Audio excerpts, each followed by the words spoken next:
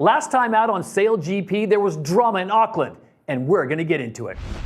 And as they approach mark number 1 here in race number 3, Phil Robertson coming awfully close, and the Black Foils collide with DS Team France. Oh, they lost the boat there, the Black Foils. They just got a little loose. Rudders came out of the water. That was a massive incident. We're going to have to check and hope everyone's okay on that one.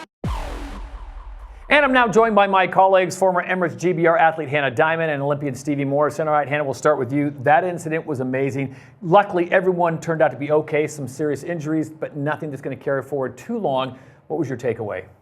Yeah, I mean, it was obviously horrible to watch in real time, and everyone's had a chance to look back at it a number of times now to try and understand better what happened. And yeah, like you say, really thankfully, no really serious injuries, but I think it will have an impact on the fleet, how people sail the boats. They'll be maybe a little bit more cautious, but definitely a lot of learning going forwards. Stevie, what was your takeaway as you and I were very excited on that incident? I think you saw it first, actually.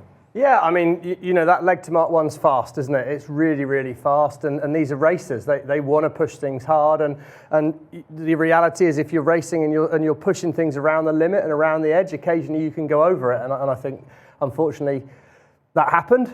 Thankfully, as you say, the most important thing was that there was injuries, but everyone seems to be recovering and on the right road back. But yeah, it just shows, you know, you give athletes a machine and they're going to push it pretty hard. All right, let's take a look at this one more time. Hannah, I'll let you have the first crack at this. When did you see trouble initially? Well, so actually, I was watching the Black Foils, and I thought they were going to potentially run into the back of Red Bull Italy. So that was where my eyes were to begin with.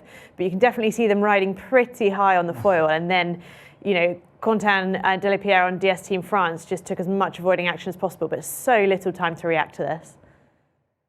And Stevie, I think you and I were looking at the same thing, that left side with Phil Robertson. That's where my attention was turned to, but you picked it up quickly as they went sideways. Yeah, you just saw them start to get quite high, and as they do get high on the foils, the boat will slip sideways. And at that point, they're kind of passengers on board until the moment it comes back and grips. And of course, yeah, it just unfortunately happened really, really quick. I don't think there was anything more Quentin could have done. Yeah. I think he did a fantastic job. And I think, you know, he had maybe, I don't know, 0.1 of a second his reaction time was, or less even, to start turning. And thankfully he did manage to turn a little bit on it. But yeah, it was as soon as they got that little bit too high. But again, on that leg, the Black Foils have consistently been putting the foil further out, more righty moment, more pure horsepower, and they've been putting the boat high up. So you're reducing the drag on the foils, but you're giving yourself less margin. And the conditions that day were very variable. You know, so a lot's been made of the course and stuff, but perhaps you have to adjust how hard you push. You don't drive your car the same in the rain as you do in the dry. You know, you adapt to the situation. Yeah, well, this gives us an opportunity as we continue with the repairs and unpacking of how this all happened. We can talk to the Director of Engineering and Performance, Alex Reed from SailGP. Data shows that, you know, both boats were screaming down the reach. New Zealand was going very quickly. They basically, what happened was they encountered a gust, quite a strong gust, accelerated the boat. Yeah, sharp up on it, 3 Lynn. 2, 1, now. As the gust hit, the boat started to rise. Flight controller took off quite a lot of rake. The boat kept on rising, enough for the foil to pierce. And at that point, with a lot of cant, windward heel, the boat basically started to slide sideways. And once it started sliding, it started generating lift from the leeward slide. And no matter what the flight controller did, it just kept sliding. The flight controller did hit the electronic rate limiter, but yeah, we don't know whether that would have helped or not if he could have gone further. So when we're flying the boat, we're trying to give enough lifting force into the daggerboard to overcome the weight and the downward forces in the boat. And obviously we want to have as few things in the water as possible. So with that in mind, we're putting a rake number into the daggerboard. But obviously when we get too high on the ride height, we obviously want to bring the boat down. So we want to put in sort of a negative lifting force into that, which is something that's really, really complicated to do, especially when you're doing it at close to 100 kilometers an hour. And what we're doing for this event is we're basically introducing some new software, detects when the boat is sliding, and when that happens it will allow more negative rate to the maximum extent that the case can provide. Until we have another severe slide, we won't know if that's effective or not. The other area that we're changing, agreement with the flight controllers, is that we're changing the sensitivity range. on their inputs, so they should have basically more effect at higher speed. Once you start going 12 knots sideways, no matter how it grips, it's going to be a pretty bad crash. Whether it gripped earlier or whether it gripped later and maybe hit the Italian boat, I think that it was going to happen no matter what.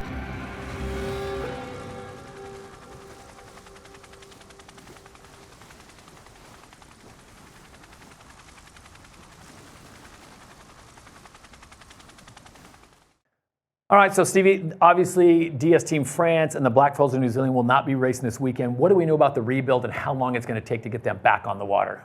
Well, we know it's pretty big, and the guys at SailGP Tech have been pretty under the pump, well, for a while, haven't they now? I think, fortunately, the league's expanding and building for more boats, so there's new boats have been being built already. Ultimately, I would say that Blackfoil's starboard hull, the right-hand hull that was hit, is probably a write-off. I don't see how you put that back together.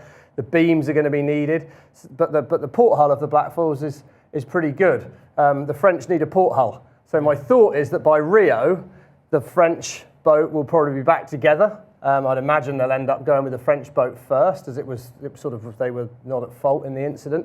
And the Blackfoils, well, it just depends how far along those parts are at SailGP Tech, but they seem to produce miracles, so I'm optimistic it'll be sooner rather than later. And what this did was, Hannah, it gave us an opportunity at SailGP for the first time to have split fleet racing. How do you think that went, and was it the right call? I think in that scenario it was the right call. I mean, we love commentating and seeing the action of the full fleet together, but I think, it's great that SailGP could adapt to the scenario that happened on day one and then change the format slightly for day two. So I think that flexibility was really good, and especially with the conditions, top end conditions on Sunday of the Auckland Sail Grand Prix, and we saw some great action, some really great racing still. Stevie, though, a lot of it was based on where you finished on the day before, so people were kind of scrambling, like, are we in the good group or are we in the harder group? And I tell you, I think there was one group that looked a little more challenging than the other. Yeah, I mean, the nature of group racing. I mean, Hannah and I both grew up with Olympic sailing, and you could wake up a morning for racing and you'd look at it and go, oh, wow, this is going to be a hard day, just the way the results have worked out the day before. So there's a system to it. Mm-hmm. Always nature has it, things will fall a bit tricky, and it was fun. It was nice to see it, and then the points, we had to adapt. I think there was 10 points to win a race with 13 boats on the first day, to then give you 10 points to win a race with 5 boats. I think possibly felt a little unfair, but we've adapted and we'll learn from it. And it was exciting, wasn't it? A bit of a change.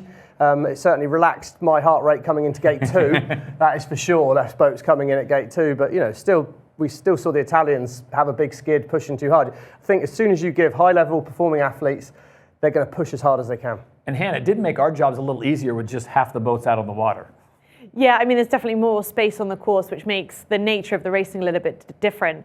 The decision-making is maybe a little bit slower. There's a bit more time between some of the manoeuvres, but I think, it's kind of a better option than I thought it was going to be. And it allowed the fleet to carry on racing on that Sunday, which is obviously, people are coming to watch the racing. We want to watch the racing and see the action unfold. And in the end, it was the Bonds Flying Roos that got the win. Their first event win since the same event last year. So in the final, it was a great one. The Bonds Flying Roos, Emirates GBR, and Los Gallos Spain, the 3 champions in 6 seasons of SailGP. But man, I'll tell you what, Hannah, the Bonds Flying Roos picked the right time to come all together, put that crash behind them, and Tom Slingsby and his company, they look so good. Yeah, they did, and they've always been super strong competitors, especially in the breeze, winning the previous year in Auckland as well. So hopefully starting a bit of a run of form from them. They had Glenn Ashby back on board after Ian Jensen's injury back in Perth, and we're hoping that Ian Jensen will be back on board this weekend. But hopefully, for them, another home event for Bonds Flying Roos this weekend. So I'm sure they'll be hoping to build on that momentum. Yeah, I mean, well, Glenn Ashby, what a sort of step up he did. And Emirates GBR second, I mean, it's already turning into a bit of an arm wrestle, isn't it? And actually, Sydney Harbour, I can think it's been basically Australia versus Great Britain. Historically at this event. Ben Ainsley's first event here came in with a win. Slingsby won the first ever SailGP event here. I don't think ever been out of the top 3 at this event, and he's won it several times. Dylan Fletcher won last year with Emirates Great Britain. So it's hard to look past a bit of an arm wrestle between those two. So I imagine we'll continue to have conversations around Auckland and what happened there and what could have been avoided and what happened. But we will turn the page now as we have our attention now on the third event of the 2026 season. This is the KPMG Sydney Sail Grand Prix. And as Stevie pointed out, this is one of the most iconic venues on the entire calendar. Hannah, we've been coming here every year. We haven't missed a year here. And I think as a sailor, you got to be pretty excited about racing in this venue. There's definitely something special. I mean, even on the way out from the tech site, going under the Sydney Harbour Bridge is just such an iconic setting. And typically the weather's pretty good. I know it hasn't been kind of in the build up to this event, and we're potentially seeing some difficult weather in terms of rain and cloud cover and things like that. So not your perfect sunny Sydney weather, but a great weekend for racing I think we've got coming up. Yeah, I mean, if you play baseball, you want to play at Yankee Stadium. If you play tennis, you want to play at Wimbledon. If you play football, you want to play at Anfield. And I think that Sydney Harbour, if you're a sailor, this is where you want to race. This is where you want to win. I mean, it's just a great test of a course. It's tight. It's absolutely stunning. It's beautiful. But it's got some wind shifts. And it's a little bit bigger than we had in Auckland as well. So there's a little bit more room to stretch your legs, to use that sort of boat speed side of your racing and bigger picture tactics. So you're going to need to have the complete set of skills to do well there. But just more than anything, to come away with a win in Sydney Harbour is probably any sailor's dream. Well, I'll tell you what, these two are absolute geniuses, but I'm going to turn to someone, the unofficial mayor of Sydney. That is, of course, the fourth member of our broadcast team, Olympic silver medalist Lisa Darmanin, who is down on the water, giving us a report on the conditions, and a very special guest joined her in Anna Weiss. Thanks, Todd. Well, as you can see, it's not the sunny Sydney that we're used to, but 4 lucky teams did head out on the water, and I'm with Anna Weiss, grinder of USA. Anna, how was it out there? It was actually really fun. There was a little bit of rain, but there was nice breeze and kind of short compressed course, but we got a good, I think a little bit of an hour session in, so it was fun. Perfect. And I know, it was a tough event for your team last season. You didn't actually get to race in Sydney because of a capsize. So how pumped are you, despite the weather, to get racing? Yeah, we're absolutely stoked, and I feel like we started off on a really positive note this season, and we just want to keep that momentum and that learning going, and so we're super stoked that we get another chance to do that this weekend. Yeah, you were so close in Auckland, obviously, to that top 3. That's the goal, so that you can fight for event wins. What do you think the difference is to kind of make that jump? Yeah, I think it's so tricky. Every single event is so different, and the racing is always so close. But I think our goal is to just stay consistent and not make any big mistakes. You can see if you get a deep score, you're not getting any points. So I think just staying towards that top 3 and trying to stay as consistent as possible. And I think that's our goal heading into the weekend. Now, that is going to be very hard this weekend because the wind direction on Sydney Harbour, there's an island in the middle of the racetrack. It's going to be patchy. It's going to be challenging. How hard is it to stay consistent throughout a weekend like that? Yeah, absolutely. I mean, when you have a super dynamic race course, that means that there's going to be more dynamic opportunities to gain and lose. So I think if you can always be staying the same or passing boats, that's a good spot to be. And we know that it's going to be the same for everybody and super tricky, but we'll just try to be, as consistent as we can. Awesome. Thank you so much, Anna. So, as I said, it's going to be a little bit of a challenging race course out there with expecting light to moderate winds throughout the weekend, but Sydney always delivers a fantastic show. We're not quite sure what the configuration will be just yet. I'm expecting that 24-metre wing in the sky. Not sure what's going to happen underwater, but we'll throw it back to the studio. Thanks, guys. All right, thank you very much, Lisa. We look forward to your reports throughout the weekend as the countdown to the KPMG Sydney Sail Grand Prix continues. And now it's the best part of the countdown show. We get predictions from the 2 experts, and I'll start ladies first. Hannah, who should we be looking for as far as athletes to really do well here in Sydney Harbour, and what team do you think takes the top prize? I'm going to go a bit out there. I'm going to say Artemis. Oh, wow. And I just think Nathan Outridge is going to be all over these conditions this weekend. Strong. Stevie? I was going to say Artemis as well, and she always gets to go first. Artemis have been there or thereabouts, haven't they? I think the Bond's flying Roos. Yeah. I think Slingsby's on form. It's going to be interesting how Ian Jensen comes back in, but yeah, I'm going home win. All right, that is it as we get you ready for the big show coming up, day number 1 of the KPMG Sydney Sail Grand Prix. We hope you enjoy the coverage. For Stevie Morrison, Hannah Diamond, myself, Todd Harris, and Lisa Darmanin, enjoy the racing. We'll see you after it's all done.